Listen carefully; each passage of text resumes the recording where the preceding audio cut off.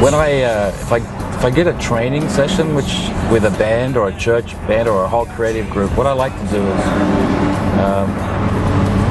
or with a whiteboard, just say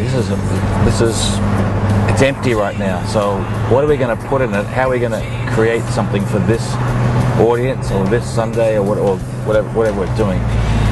And one of the things that most musicians, say amateur musicians, or I'd say a lot of professional musicians struggle with this, is the word listening. And you think that, sure, everybody's listening, but it's listening to everybody else on the stage or in the studio with you. And that is a practice skill.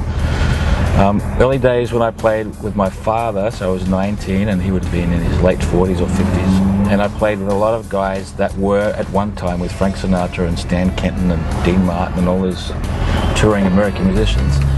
And I'm a young guy, I was studying jazz a bit and I was very eager to get everything right, but I'd be told that I was playing too busy or too loud or something. And one of the very first, like a little side comment was, if you can't hear everybody, you're too loud, you've got to turn down. So, and I thought, why can't hear everybody? I wasn't even sure what he meant. And it was like, how an ensemble plays together, how a great singing group, whoever that may be, is like, you should be listening for all the parts. And that's a practice thing. So, because what happens is, if you're listening to all the parts, if I'm a guitar player and the piano's playing and then the bass player and the drummer and maybe there's a horn player and there's some singers, when I'm listening, I can make a decision, which is, does this song need me right now? Am I adding something to this? And sometimes the answer is no, I don't need to play. But the amateur person or the person it's so precious, I must play. It's like a Gollum thing from Lord of the Rings. It's a selfishness. And the great musicians, the great team band players, they're listening to each other, and so they're loving each other in a funny way, so they play a little bit less. And then they're almost like making room for you. And you go, oh, there's a spot. And I don't know how many times when I go and play and I pick up a band and they're everybody's playing and I just stop playing. There's no room. It's like a conversation where everybody's talking at once. And so these are the things that need to be taught and trained and discussed in band situations. So yeah, most bands in a church situation are trying to copy what's on the record. I think they have pressure to do so, been told to do so by their leader, so they can sound just like the guys on the record.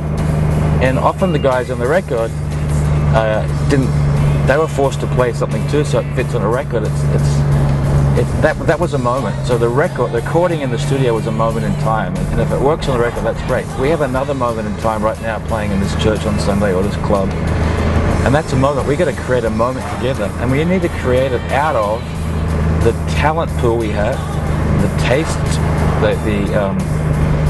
the resources we have, how loud can we play in this room. A lot of rooms have very poor acoustics, so we have to consider how we maybe turn down, and maybe we should do an acoustic version of this, and it's all those considerations. That's a lot to think about. But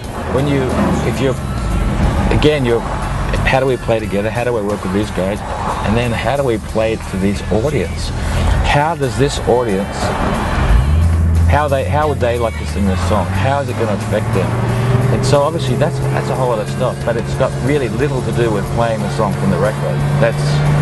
It's like that makes it like a cover band playing at a wedding. And like wedding bands, they make good money in some places, but I don't know many people who like playing at them. I sure as hell don't. So anyway, that's my long-winded answer to that question. Thanks, Roy.